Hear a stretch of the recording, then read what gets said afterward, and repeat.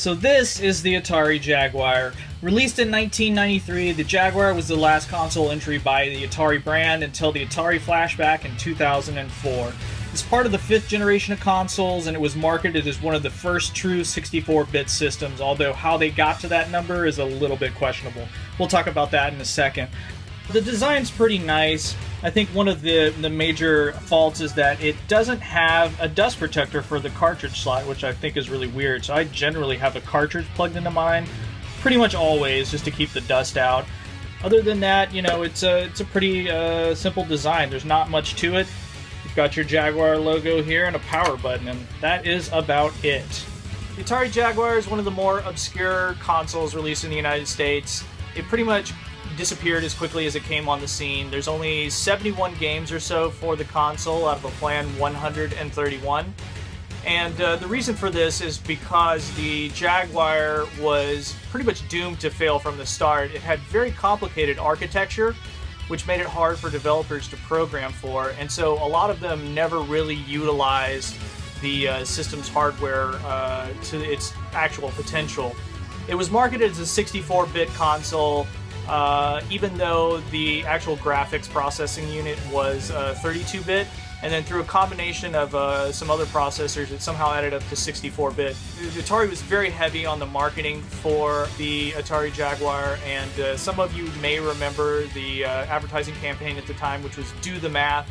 It was very much in your face, but pretty much aside from that advertising campaign, if you bought a Jaguar back in '93, you were probably pretty disappointed with what you got. So the controller for the Jaguar is one of the most interesting things about the console. I mean, look how large and unwieldy it is. It's almost as big as the Jaguar console itself.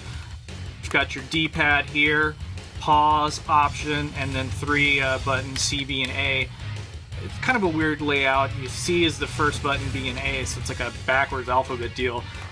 You can also see there's a lot of real estate used for this keypad here, which is kind of a throwback to the old Atari 2600 keypad controller that came out. It also can take overlays. Now, I don't have any for the Jaguar, but this is for the in television, but you can see like it would fit right over there and kind of give you directions. But yeah, you would stick it in this little slot here. Again, it doesn't feel very comfortable to hold, but I guess it's not like the worst controller.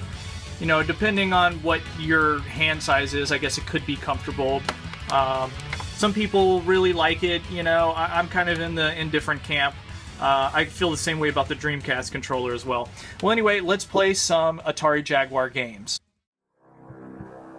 Alien vs. Predator was one of the Jaguar's higher profile games when it was released in 1994, although I feel it hasn't aged quite as well as other games from the same era.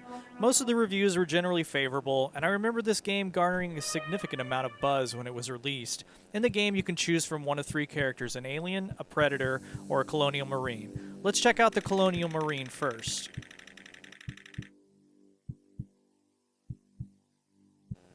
Playing as a colonial marine, your objective is to escape the military base that's been infiltrated by aliens and predators. The first thing you're going to notice about this gameplay is how choppy the frame rate is. It's pretty much like this all throughout the game.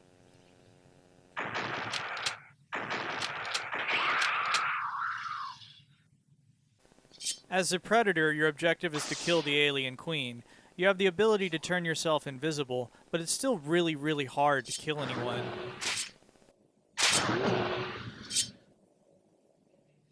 As the alien, you have 3 attacks: the tail stab, the mouth stab, and the claw attack. Your objective is to rescue the alien queen being held captive on the Predator ship. Along the way, you'll fight colonial marines and predators. I had the most fun playing with the alien, but the gameplay does get really boring and repetitive after a while.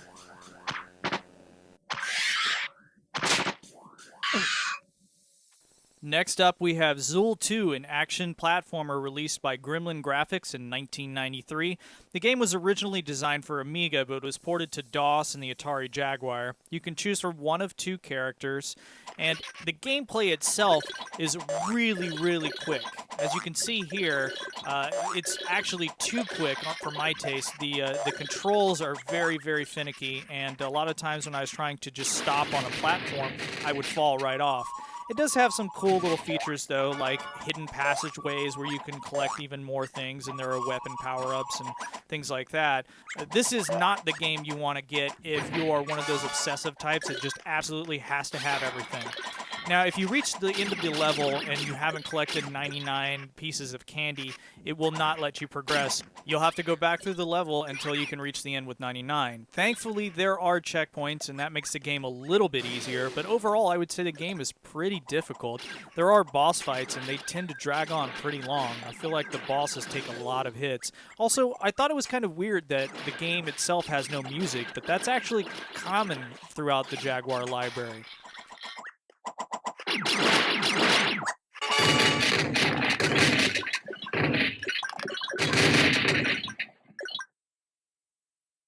All in all, I would say this is one of the better games for the Jaguar library.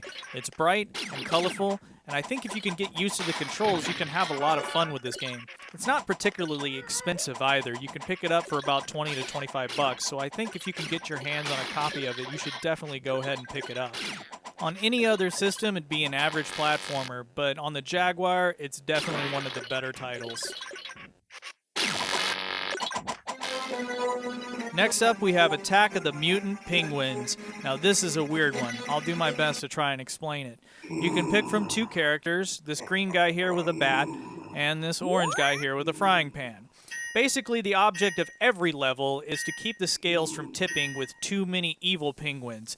The way you do this is you collect gremlins, which you can then drop into the treasure chest to unlock it. Once the gremlins unlock the treasure chest, you can recollect them and move on to another treasure chest and collect the letter inside.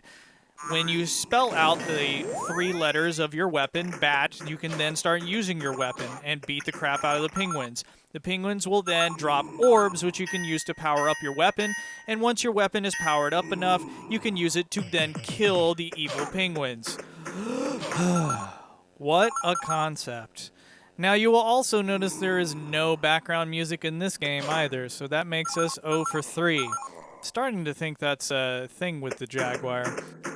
Now here, I'm going to power up my weapon so that I can start defeating evil penguins. See that number at the top left, the 60? That's how many penguins I have to kill before the level is complete. If at any time too many evil penguins tip the scales, I think it only takes 6 of them, the level is over and I lose. One of the more tedious things about this game is continually having to power up your weapon. Each power-up only lasts so long before you're back to collecting orbs to power it up again. There are also little mini-games between each level, which, honestly, I kind of prefer to the actual game itself. All 3 of them are really fun. Here's a little of level 2, which makes you rely on teleporter pads to get from one section of the map to the other. And here's what happens when too many evil penguins tip the scales.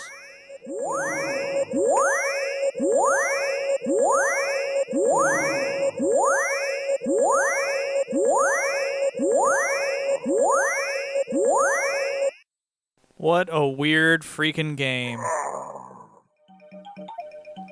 Next up, we have Evolution Dino Dudes. Like Zool 2, this was an Amiga game before it was ported to the Atari Jaguar, and was originally called The Humans. I have no idea why they changed the name to Evolution Dino Dudes. But anyway, it's a puzzle game where you control multiple caveman characters and using their various attributes solve an environmental puzzle or complete an objective. There's not too much to say about this game, except that it has music. Wow. This is one of the only Jaguar games I own that has in-game music, so that makes it pretty unique. I mean, it's not the greatest music ever, but it'll do. The Jaguar also has a really terrific port of Doom. Just about everything you remember from the PC version is perfectly translated on the Jaguar. Well, everything except for the MIDI music, but some people may see that as a plus. I mean, it does kind of create this dark and foreboding atmosphere with only the sound effects playing. It certainly makes the gameplay feel more tense anyway. But if you're one of those people that just has to have something playing in the background, throw on a Slayer CD and you're good to go.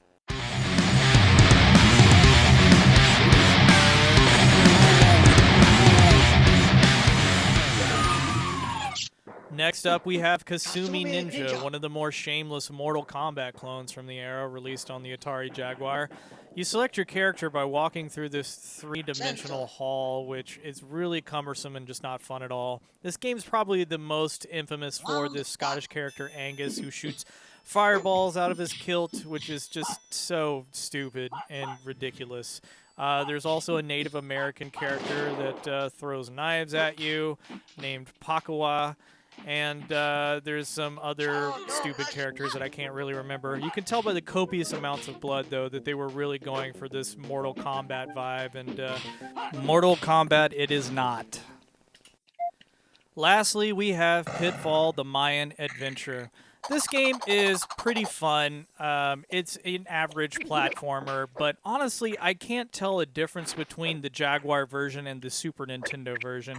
So if the Jaguar is supposedly so much more powerful, I don't think any of the games that I've showed you so far really make that case, this one included. And like the other games I've showed you so far, there is no music, so feel free to throw on the Indiana Jones soundtrack if you feel like it. As far as the gameplay itself, it's pretty straightforward. You run around the level collecting treasure. There are environmental hazards and all kinds of things to avoid in terms of snakes and trees and whatnot. There are also jungle cats that you have to fight, like this boss I'm about to take on right here, that kind of help break up the monotony of making your way through each level. All in all, I would say Pitfall: The Mayan Adventure is a pretty fun game. It's, a standard action platformer, but, it's decent. And considering what else we've seen on the Jaguar, I think it's worth a pick up, along with, Zool 2 and Doom as well. All three are worth picking up, I think, because they are decently fun for the Jaguar, which doesn't have a huge library to begin with. Well, that does it for my look back at the Atari Jaguar. Final thoughts. I think the Jaguar is a console that you would collect if you are just a serious collector and you're looking to get all of the old retro consoles, but it's definitely not something that I would recommend to the casual gamer. It's a shame that Atari went out this way because, growing up on the 2600, it was such a wonderful machine for me and really my introduction to video games. But anyways, I hope you enjoyed it, and thanks for watching.